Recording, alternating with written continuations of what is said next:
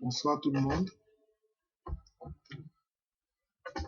Dans ce cours, nous allons parler des pathologies précoces de la grossesse intra-utérine en dehors des malformations. Donc ici, nous n'allons pas parler des malformations, uniquement des autres pathologies obstétricales du premier trimestre.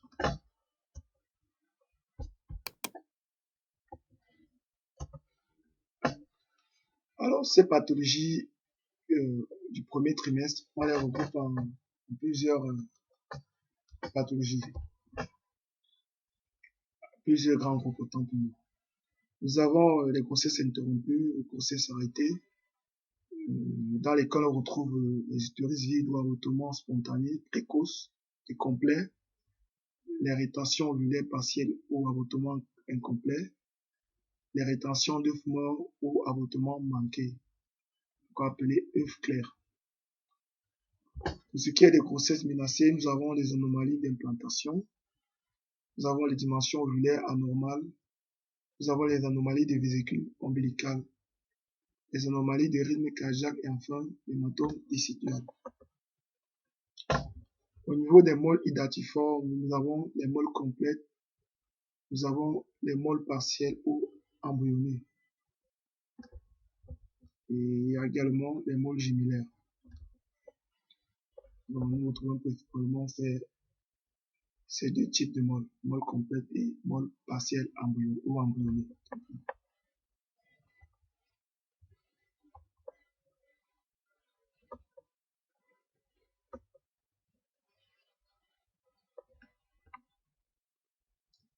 Pour ce qui est des avortements précoces et complets, nous retrouvons une cavité utérine linéaire ou qui contient un peu de sang. Ça veut dire nous pouvons retrouver une âme hématique intracavitaire. Si l'avortement est récent, l'endomètre n'a pas encore régénéré. Ça veut dire que si l'avortement s'est fait il y a cela une semaine environ, on va retrouver un endomètre fin. Parce que à ce niveau, l'endomètre n'a pas encore pu se régénérer. Au niveau des rétentions ovulaires partielles, encore appelées avortement complet, la cavité contient des structures hyperéchogènes qui peuvent correspondre à du trophoblaste, à de la cardie ou des caillots. Ici, nous allons retrouver ces débris trophoblastiques, de sang ou de caillots dans la cavité utérine. Et cette rétention risque d'entraîner des saignements prolongés et une surinfection. Ça veut donc dire que ce type d'avortement doit être vite identifié, vite diagnostiqué lors d'une échographie afin que la patiente puisse être prise en charge dans les plus brefs délais pour éviter une surinfection. La présence d'une volumineuse masse échogène intracavitaire implique une rétention trophoblastique souvent accompagnée de contractions utérines douloureuses. Ça veut dire qu'ici, au niveau des signes cliniques, la patiente aura peut avoir des douleurs au niveau du bas-ventre, une douleur pelvienne. Enfin, une rétention trophoblastique prolongée évoluera après quelques semaines vers la fibrose, parfois la calcification et la constitution d'un polype placentaire réalisant en échographie une petite image intracavitaire très dense. Ces différents débris que l'on peut retrouver au niveau d'un avortement incomplet, lorsqu'ils séjournent longtemps dans la cavité utérine, elles peuvent aboutir à la formation des polypes placentaires. Ça veut donc dire qu'au niveau de l'échographie, on peut retrouver cette petite masse intracavitaire qui peut également être calcifiée. Raison de plus pour que la patiente soit prise en charge le plus tôt possible afin que ces débris soient extraits ou aspirés. La cavité est occupée par un amas de conicité mixte solide, débris trophoblastiques, débris de caduc décollés, caillots et liquides sans caillots lisés. ces images peuvent parfois donner un aspect pseudo-molaire. Bref, ces débris correspondent au résidu de la destruction de notre œuf, de notre sac ovulaire et de notre embryon. Raison pour laquelle on retrouve tous ces éléments dans nos débris trophoblastiques, dans notre rétention intracavitaire, autant pour moi. Nous passions ensuite à la rétention de encore appelé avortement manqué. Ici, on peut retrouver un œuf embryonné non évolutif. À ce niveau, donc, nous retrouvons un embryon et qui n'a pas d'activité cardiaque. Le diagnostic de mort ovulaire sera évident devant un sac ovulaire de grande taille entre 3 et 8 cm ou encore 30 et 80 mm contenant un écho embryonnaire sans pulsatilité cardiaque. L'embryon mort prend souvent un aspect immédiatement évocateur en devenant moins échogène et homogène. Sa taille permet de déterminer la date d'interruption de grossesse et donc la durée de rétention de mort. Ici, on est en train de faire comprendre que une fois que l'embryon meurt, il va entrer en lyse. Ça dit donc petit à petit, son écologicité va diminuer et on aura comme l'impression qu'il devient de plus en plus transparent. Et une fois que l'on a repéré cet embryon mort, on va mesurer la longueur crânio-caudale qui va nous permettre de déterminer environ à quel moment la grossesse a été interrompue. Parce que là, nous allons faire une soustraction de l'âge présent de la grossesse à l'âge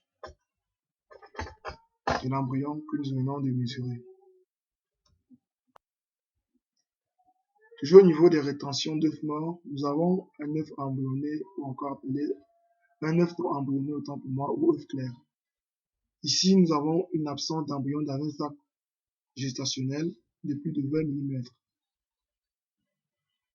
Là, nous pouvons dire, sans toutefois nous inquiéter, que nous avons en face de nous un œuf clair. C'est vrai que certaines littératures diront d'aller jusqu'à 30 mm avant de pouvoir confirmer que là, nous sommes en face d'un œuf clair. Parce que il pourrait arriver qu'à 22 mm, lorsque nous faisons une échographie, ou bien ce patient, lorsqu'on le reçoit, une semaine après, lorsqu'on fait une seconde échographie, une semaine après, on retrouve un embryon viable.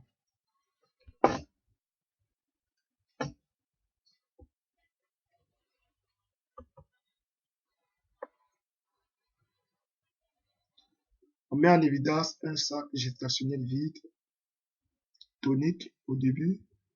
On n'identifie ni embryon ni vésicule ombilicale.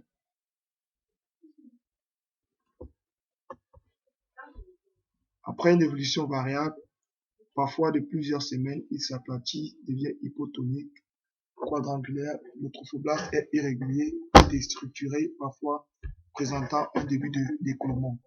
Ici, on nous fait comprendre que au début, nous avons d'abord un sac gestationnel qui est tonique, puis après un certain nombre de semaines, le sac gestationnel va perdre sa tonicité. On dit à ce moment qu'il devient hypotonique, car il ne peut pas évoluer. Et le trophoblaste va commencer à devenir irrégulier, il va se déstructurer et par la suite, on pourrait voir un décollement ovulaire ou encore appelé un hématome périovulaire. Sur cette image, nous avons un œuf clair à 10 semaines amélioré, un sac ovulaire de 25 fois 10 mm, là c'est la longueur, la largeur, on n'a pas de vésicule rectiligne, on n'a pas d'embryon visible et on a également un aspect déstructuré du trophoblaste à sa partie postérieure.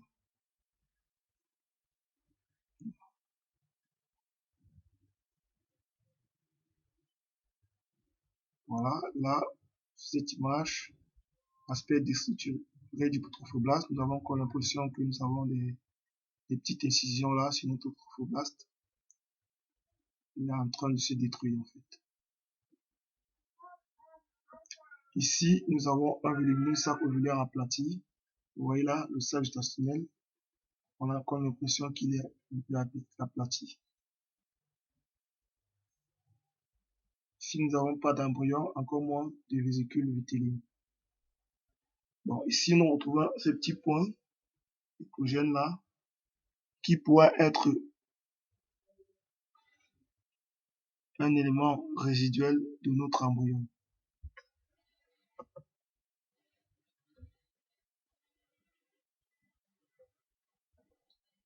Nous avons les avortements en cours par la suite.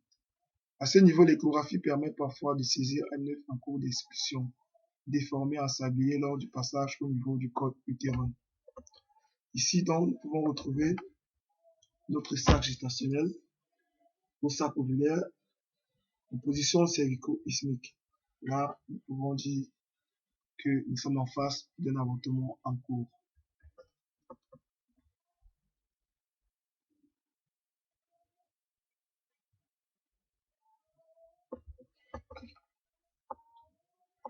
Au niveau des grossesses menacées, nous avons les œufs embryonnés avec activité cardiaque retrouvée. Ici, nous ne sommes plus en face d'une grossesse arrêtée. Là, c'est une grossesse qui évolue à la seule différence qu'elle est menacée. C'est-à-dire qu'il y a des soucis, il y a des éléments qui pourront conduire soit à l'évolution de la grossesse, soit à l'interruption de la grossesse. Nous retrouvons ici, comme première grande pathologie, les dimensions ovulaires anormales. On dit ici que si l'œuf ou l'embryon sont tous deux trop petits ou trop grands pour l'âge théorique, et cela de façon harmonieuse, il s'agit quasi constamment d'une erreur de datation.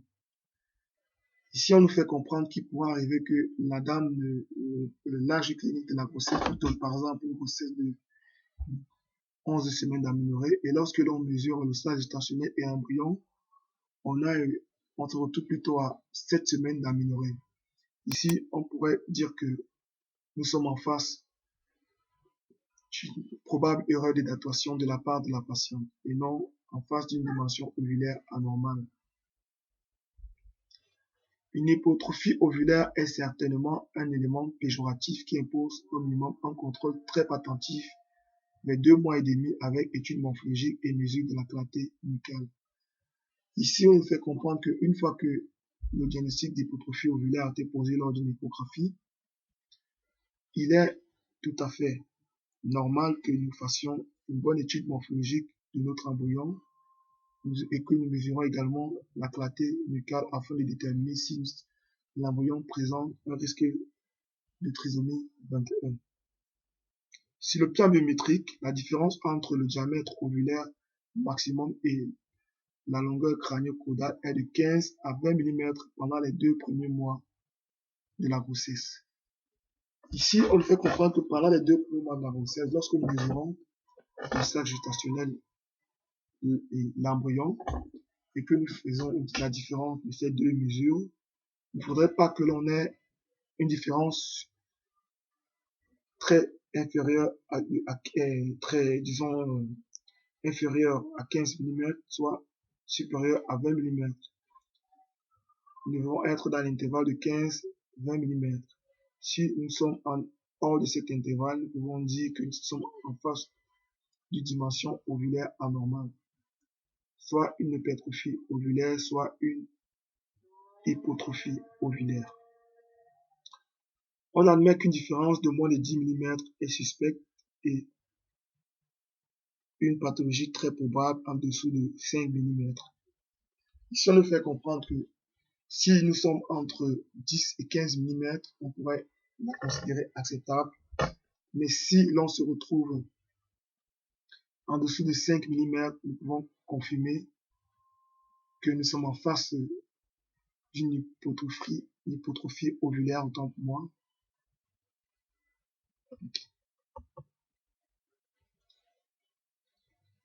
Toujours au niveau des grossesses menacées, nous avons les anomalies de vésicule ombilicale.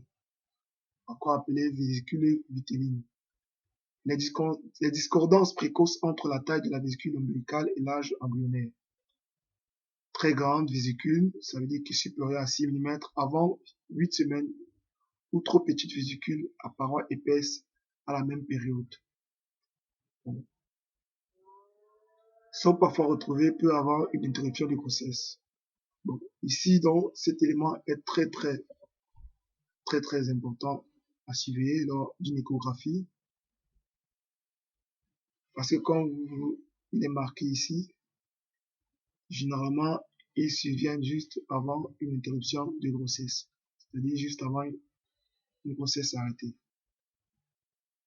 La déformation des contours, l'hypotonie et l'aplatissement sont inhabituels, donc suspects, mais sont assez souvent transitoires et peuvent s'observer dans des grossesses tout à fait normales. Dans cette diapo, on nous fait comprendre que les déformations de la vésicule vitelline et des contours peuvent paraître suspects, mais pas inquiétants. L'élément qui devait paraître inquiétant, c'est la vésicule vitelline de grande taille avant nos 8 semaines de grossesse. Ou lorsque nous avons une vésicule vitelline trop petite et à parois épaisses. Là, c'est très délicat.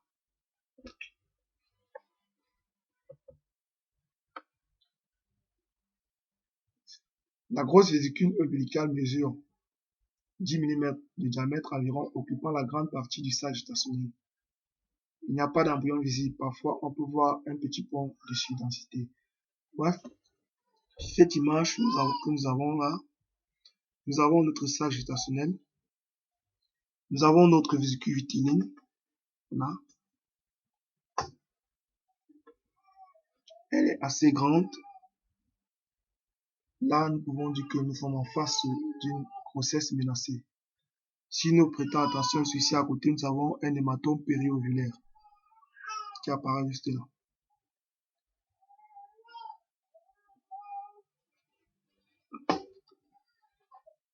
La mesure 1 correspond à la longueur de notre sac gestationnel qui est de 25 mm. La mesure 2 correspond à la largeur du sac gestationnel qui est de 15 mm. Et la mesure 3 correspond au diamètre de la vésicule vitelline qui est de 9,53 mm. Bon, là, nous avons une grossesse menacée.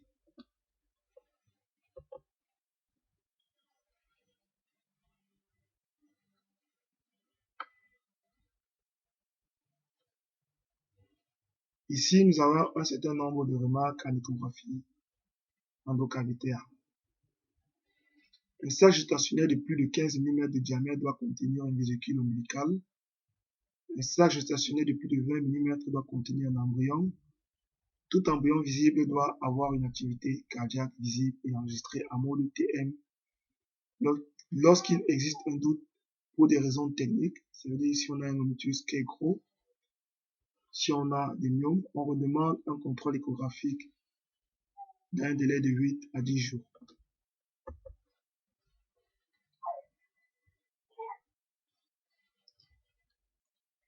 Nous continuons donc avec nos grossesses menacées. On retrouve également au niveau des grossesses menacées des anomalies de rythme cardiaque embryonnaire. Ici, on nous fait comprendre qu'entre 6 et 10 semaines d'aménorrhée, le rythme cardiaque embryonnaire s'accélère rapidement et double en passant de 90 à plus de 170 battements par minute. Un rythme lent ou une insuffisance d'accélération serait parfois observé avant l'arrêt de la grossesse. Un embryon de 10 mm au plus doit avoir une fréquence cardiaque supérieure à 110. Une arythmie précoce est rare, mais de mauvais pronostic. Bon, là, on te fait comprendre ici que si nous avons un embryon qui a par exemple 12 mm, 15 mm de longueur crânio-caudale et que nous avons un rythme cardiaque de 100 battements par minute, de 90 battements par minute, là, nous sommes en phase d'une anomalie des rythmes cardiaques, plus précisément d'une bradycardie et d'une grossesse menacée.